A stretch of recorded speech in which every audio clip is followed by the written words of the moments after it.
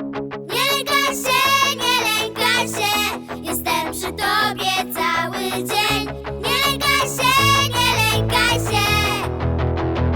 jestem przy tobie, nie bój się. Nie lękaj się.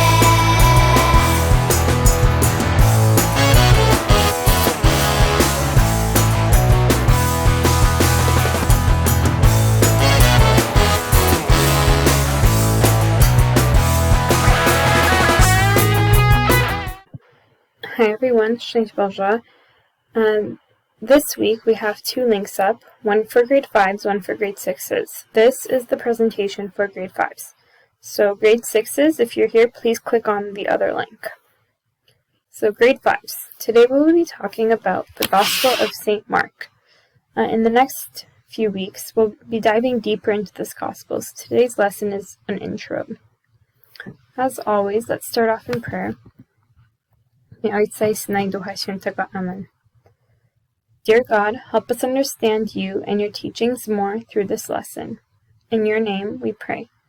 Ojcze nasz, któryś jest w niebie, święć się imię Twoje, przyjdź królestwo Twoje, bądź wola Twoja, jako w niebie, tak i na ziemi.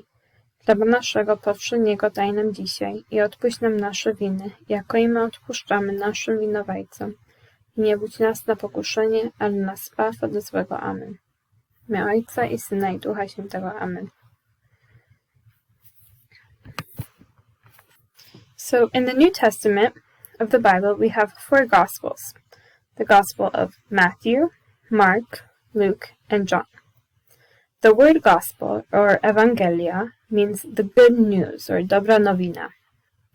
Together, the 4 Gospels give us a more complete retelling of Jesus' life from different perspectives and different writers. So think of it this way. If you and 3 of your friends spent a whole day together, you would all remember some things better or worse from that day in less or more detail, from slightly different perspectives. So that's why even though the 4 writers often talk about the same events of the life of Jesus, it is still helpful to hear all of them and to have a more complete picture of what happened. This year, we will be looking specifically at the Gospel of Mark a little more closely. Mark, who sometimes is called John Mark, was the son of a woman named Mary, not Jesus' mom Mary, another Mary, in whose house the first Christians used to gather after Jesus' death. So this is how Mark met St. Peter, who we all know as our first pope and a disciple of Jesus. Peter would often come to these gatherings to pray. St. Peter and St. Mark became so close, such good friends, that in one of his letters, St. Peter called St. Mark his son. We believe that St. Mark wrote his gospel largely by using the information that St. Peter gave him about the life of Jesus, and that the gospel was written down in Rome. It was also most likely written in the years 60 to 70 after Jesus' death. The main thread of the Gospel of St. Mark is telling us about who Jesus is, that he is the Messiah, the chosen one, and the Son of God. Almost half of Mark's account of the public ministry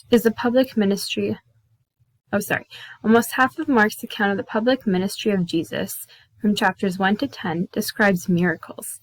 He tells us about how Jesus drove out demons, healed the sick, calmed storms, walked on water. But he also tells us about how Jesus had to overcome many obstacles, like people not believing in him, even in his own town of Nazareth. The Gospel of Mark also tells us about the crucifixion and resurrection of Jesus. So today's lesson was very short. That's it for today. Today was just an introduction. Next week we'll be diving deeper into the Gospel of Mark. We're going to start looking at specific parts of the Gospel, specific readings, and learning more about them. For homework, please complete numbers 1 and 2 on page 55 of your textbook and send them in to our class email, class56eugene@gmail.com. Let us end off in our prayer. W imię Ojca i Syna i Ducha Świętego. Amen.